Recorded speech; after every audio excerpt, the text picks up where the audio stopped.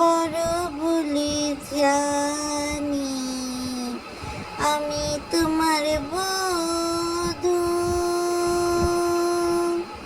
আসসালামু আলাইকুম দর্শক, সবাই কেমন আছেন?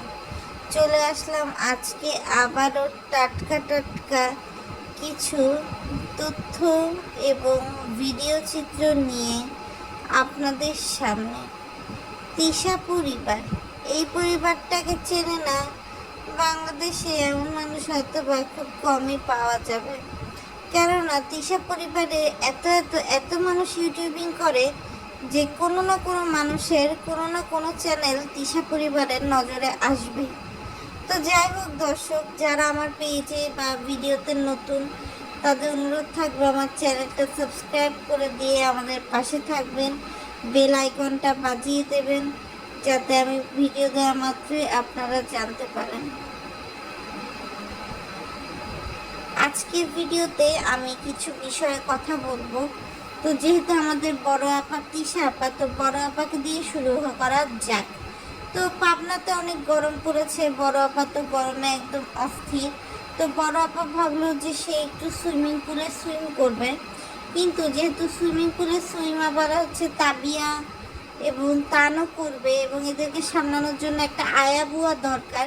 এই জন্য আমাদের তিশা আপা পাখিকেও সাথে করে নিয়ে গিয়েছে পাকসি রিসোর্টে হচ্ছে সুইমিং করতে তারা গিয়েছে, যেখানে হচ্ছে হঠাৎ করে কোথা দিয়ে যেন বাপ্পি আর তানিশে উড়ে এসে জুড়ে বসে এবং তারা সুইমিং করতে থাকে। এই পর্যন্ত দর্শক দেখলাম না যে তারা পাখিকে হয়তো বা সুইমিং করতে নামতে দিয়েছে। এরপরে দর্শক দেখলাম যে সুইমিংয়ের ফাঁকে এই বাপ্পি তিশার দুই ঔরসজাত সন্তান তারা বসে ফ্রেঞ্চ ফ্রাই খাচ্ছিল, বিশেষ করে তান, এবং সেটা নিয়ে আবার তান তার মাকে সমুদ্রের পানির মধ্যে রেডি করে দিচ্ছিল। তিশা এমন একটা ভাব নিচ্ছিল যে সে হচ্ছে এখন সিনেমার নায়িকা, তাকে এখন আর কেউ নতুন করে ধরতে পারবে না।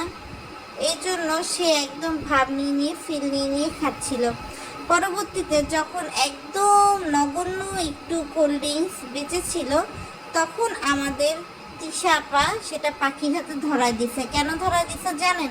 কেননা তিশা আপা খুব ভালো করেই জানেন যে এখন যদি হচ্ছে এই পাখিকে আমি খাওয়াটা না খাওয়াই তাহলে লোকজন আমাকে কমেন্ট করতে মায়েরা লাইবে।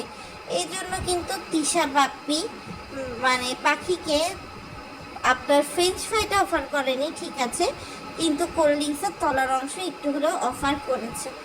তো আমাদের তিশা আপা জানি না 2 দিন পর কেন রিসোর্টে চলে যায়। পুরাতন অভ্যাস তো, রিসোর্টে গিয়ে তো সব ক্লায়েন্টদের মন ভুলাতো। এখন ধরেন টাইমের সাথে হয়তো বা অত মন ভুলানো হয় না। তো যাই হোক দর্শক, এবারে একটু আসি হচ্ছে আমাদের সাবিনার কথায়। তো সাবিনা আজকে ভিডিওতে বলছে যে দর্শকরা অনেক বলতেছে যে আরিফ সাবিনাকে ছেড়ে দিবে। যদি ছেড়ে দেয় সাবিনার কোনো সমস্যা নাই, সাবিনা এভাবেই জীবন লিড করবে বলে সাবিনার ডিসিশন নিছে। এবং এদিক দিয়ে দর্শক একটু আসি হালকা করে মিমের কথায়। মিমের কথা বলতে আসলে দর্শক কী আর বলবো, মিম তো একেবারে স্বামীর সেবা করে স্বামীর যোগ্য দাসী হয়ে গেছে বলা চলে। এইটুকু সেবা বা এইটুকু যত্ন সে যদি আসলে সানিকে করতো, আজকে তাদের আসলে একটা হারাবারা ফ্যামিলি হতে পারলে এতদিনে মনে হয় আপনি আর একটা ভাই বা বোনও আমরা দুনিয়াতে দেখতে পারতাম। তো মিম তার স্বামীর জন্য যত্ন করে Chiloé pudding, milk bread pudding এগুলো বানাইছে এবং এত আকাল পড়ছে দর্শক যে নিজের শ্বশুরবাড়িতে মিম একটা ছোট কাটোরাতে হচ্ছে ক্ষীরটা টেস্ট করার জন্য দিছে। সবচেয়ে বড় বিষয় কি দর্শক জানেন? সবচেয়ে বড় বিষয় হচ্ছে এই যে মানে পুডিংটা, এটা কিন্তু আর একটু বড় সাইজের দিতে পারতো, যেহেতু তার শাশুড়ি আছে, বড় যা আছে, ননদ তো সিঙ্গাপুরে ভাগিয়ে গেছে দর্শক, কি আর বলবো। শারমিন হানিমুন করতে চলে গেছে দর্শক। আপনারা হয়তো ভাবতেছেন যে শারমিন আসলে নাকি সিঙ্গাপুর চলে গেছে দর্শক। এটা অবশ্য আমি শুনেছি, এটা আমি জানি না দর্শক। তবে আসলেই বাবু, তারপর বাবুর বড় ভাই, তারপরে মিম, কারোর ক্যামেরাতেই আসলে দর্শক আপনার পাওয়া যাচ্ছে না মাল্টি ব্লগ শারমিনকে। তো আপনারা যদি শারমিনের খোঁজ জেনে থাকেন দর্শক, অবশ্যই কমেন্ট করে জানিয়ে দেবেন। তো যাই হোক, এখন যেটা বলছিলাম, তো মিম যে এই জিনিসটা বানায় পাঠাইছে এটা কিন্তু তাদের বাসায় কারোরই পছন্দ হয় নাই। তার ঢাকা মেডিকেলের মানে বাথরুম ধোয়ালি নার্স, সে কিনা বলে যে মানে পুডিং দেয় এই খাবারটা মজা হয় নাই। ভাগ্য ভালো এই ভিডিও হচ্ছে মিম দেখে নাই, মিম দেখলে তো আসলে একেবারে পিস পিস করে দিত তার শাশুড়িকে।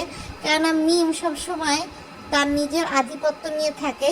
কোনো জায়গায় যদি সে দেখে যে তার আর মূল্য থাকছে না, তখন সে সেই জায়গা থেকে সরে পড়ে।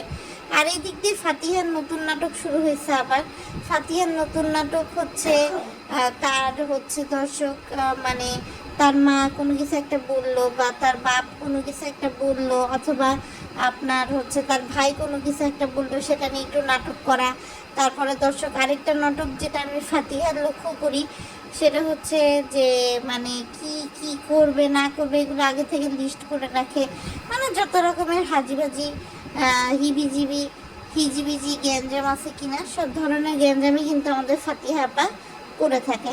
তো আরিফ সাবিনার ডিভোর্সের যে একটা গুঞ্জন দর্শক চলতেছে, এটা মনে হয় সত্যিই হবে।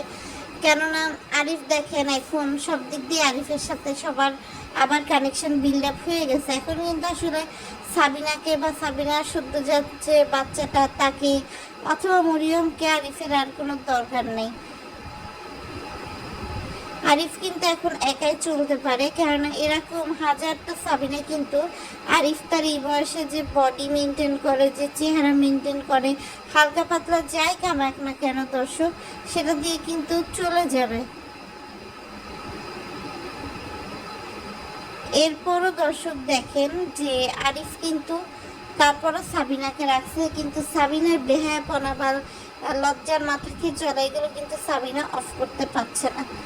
আর এদিকে তানজিলার কথা কি বলবো দর্শক, সে তো আসলে এসি কেনার পর আলাদা করে ভিডিও করেনি, কিন্তু এখন ভিডিও পারপাসে কয়দিন আর না দেখায় থাকবে, এই জন্য কিন্তু এখন আপনার তানজিলা ওপেনলি হচ্ছে এসিরা কিন্তু দর্শক শো করে বেড়ায় যে দেখো আমার ঘরে এসি আছে, যদি তোমরা চাইলে আমার ঘরে এসে থাকতে পারো, শেল্টার নিতে পারো, মানে এসব ব্লা ব্লা ব্লা ব্লা ব্লা।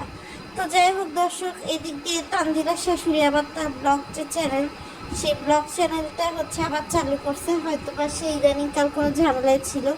তো সব কিছু মিলায় দর্শক এই হলো মোটামুটি ব্যাপারী পরিবারের রীতি কথা। তো আপনাদের কাছে কেমন লাগলো আজকের এই ব্যাপারী পরিবারের রীতি কথা, সেটা কিন্তু কমেন্টে জানাতে ভুলবেন না।